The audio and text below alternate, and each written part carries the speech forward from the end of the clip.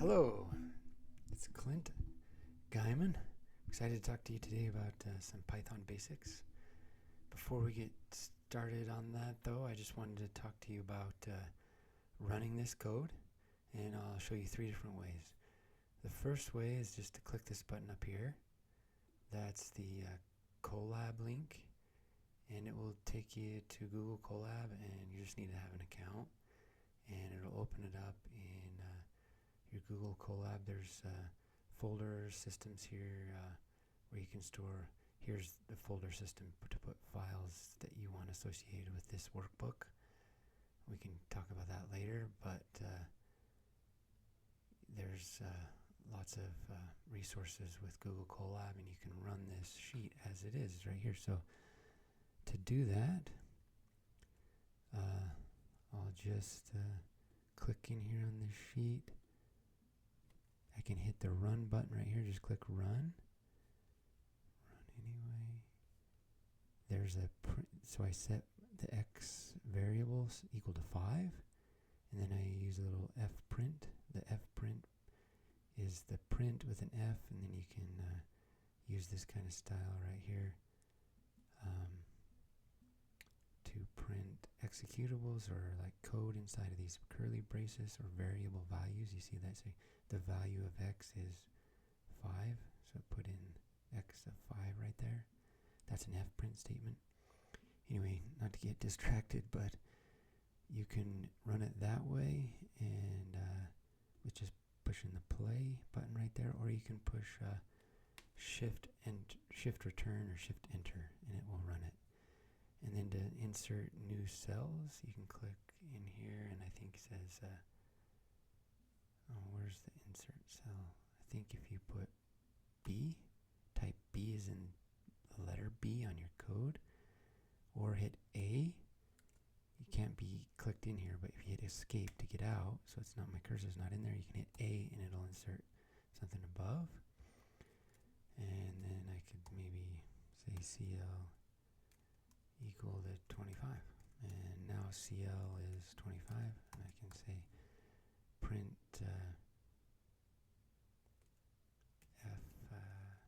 FCLL, and there's 25.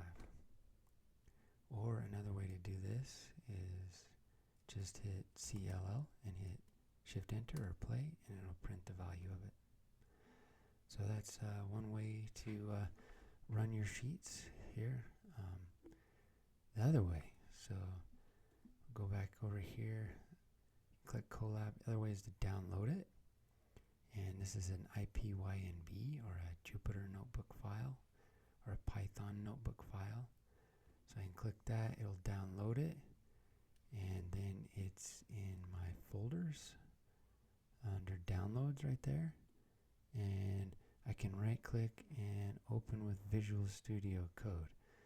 So this isn't required, it's an option. You can use VS or Microsoft's Visual Studio Code, and it does the same thing. It's like a little notebook. You can have to select a kernel, which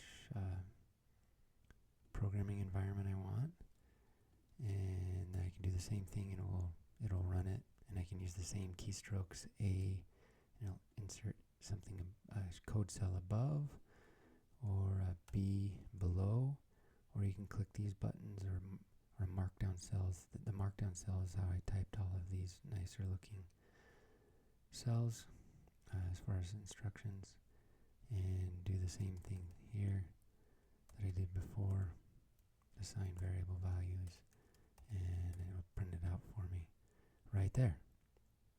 That's the second way. That's a more involved way than, of course, than the Google Colab, as well as the Anaconda. So the third way I'll show you is with Anaconda. So it's recommended to have Python installed on your own computer. That's the best way, but you can get by with the semester using Google Colab, which is all online. To install Python with the IDE and other tools, the Jupyter notebooks that can be really helpful. Use Anaconda. You can go to Anaconda right here on your browser and download Anaconda distribution right here. And that's how I got that. It's free. You might have to provide your email address. But you can go to the free download right there. Should take you to where you can download it.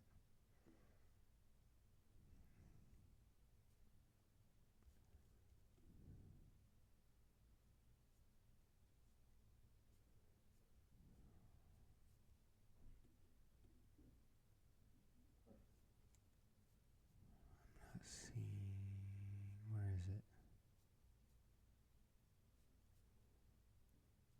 Oh, right there, you have to provide your email. Once you've downloaded it, you should get something like this, and you can set up different environments.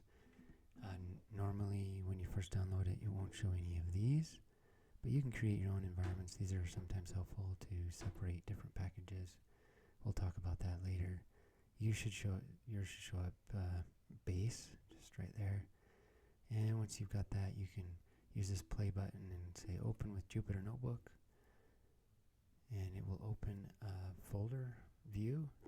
So there's my folder view. I'll click in here, and you can see I'm just going to go, but I don't have any files there yet, so like I showed you, you can download them. And there's my file that I downloaded from just right here when I hit download. And I can come back here and just move that into my my other folder where I can see, and it shows up right there. And I can open that. And then I'm all set to go, and I can run these cells, shift enter. There's not a play button here, but you just hit shift enter, and same thing, it will run them. It didn't do the print statement though. Why not?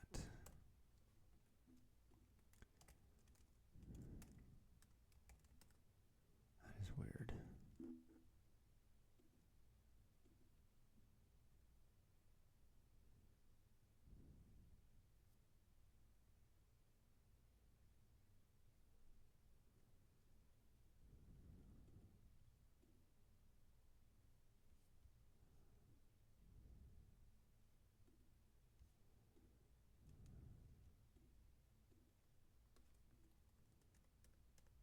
Oh, there we go.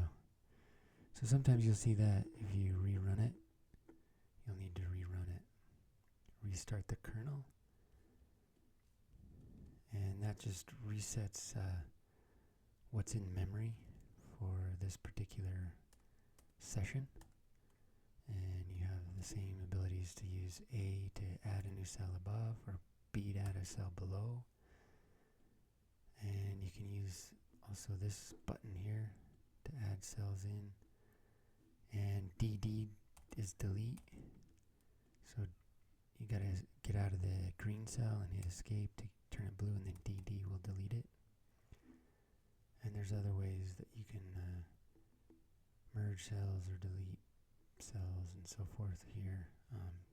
You'll want to become familiar with this.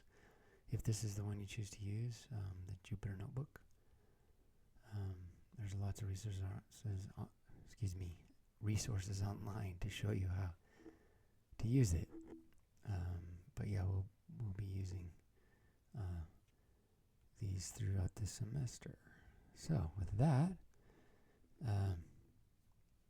that's my quick introduction to downloading and using the code that's on the course website.